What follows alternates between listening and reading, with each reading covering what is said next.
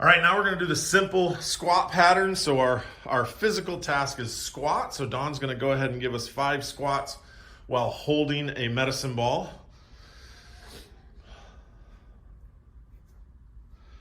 And then we can add a physical dual task with the ball. For this, we're gonna ask her to go ahead and slam it. We want her to do 5 more squats while slamming the ball.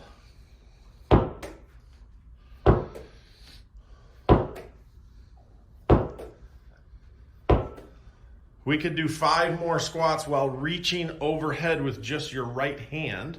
So the ball is just in your right hand. You're doing the squats and an overhead reach with your right hand. That's it.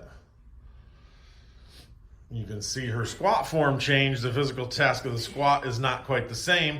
So we might want to cue that a little bit. Now let's add a cognitive task. So she's gonna squat, she's gonna slam, and she's gonna count to 30 by threes. So 0, 3, 6, I'll get you started. Thank you. I like 0, 3, 6, 9, 12, 15, 18, 21, 24, 27, and 30. Excellent. So we got squats with a slam, we got squats with an overhead reach, and then we can add a cognitive challenge, a cognitive distractor. For this one, we did counting by threes. Again, we could do animal names, we could do colors, we could count backwards, we could do lots of different cognitive distractors. But again, squat pattern, slam with a ball, we could play catch. There's lots of variations that you could use with this physical test. Okay, so what did you observe? How could we have coached it differently? And then what sort of variations do we have here? I want you to understand there's lots and lots of variations, right? So we've got the squat pattern, and then we've got a squat with slams. We did a squat with an overhead, single arm overhead press with that medicine ball. And keep in mind, you could use dumbbells, kettlebells, resistance bands.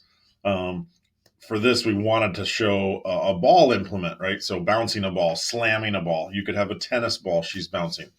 So squats with slams, we noticed that dual task she did quite well, didn't really change her squat performance. When we did squats with the overhead reach or the overhead press, her squat changed quite a bit. So we'd want to coach that movement pattern a little bit better, probably before we added a cognitive distractor. If you notice, I didn't even add a cognitive distractor to that, right? We let her do 2 physical tasks. That was enough of a challenge. But with the squat, with the slam, we added the counting.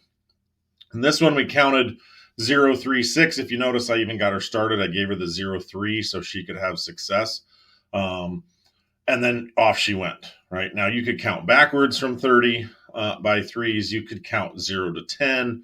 There's so many different things you can do. And of course, you could do colors and countries and animals and family names, right? There's street names in your neighborhood. You want to mix that up, right? You don't want it to always be the same. So for her, we did counting by threes going up. You don't want the math to get so complex that then someone feels like, you don't want to get to where you're like, okay, we're going to go 2 times 2 times 2 times 2. At some point, the math skills break down. But typically counting by 1s, 2s, or 3s people can do. And you're just watching to see how they do. And ideally, you want to make it fun and interesting. So even if they make a mistake, the goal is for them to go, oh, yeah, right, it's not 24-28, it's 24-27. So again, she did quite well. But keep in mind, there's so many variations, right? So we could have done a squat pattern playing catch. We could have done a squat pattern bouncing a tennis ball. She could have done a squat pattern while doing a row.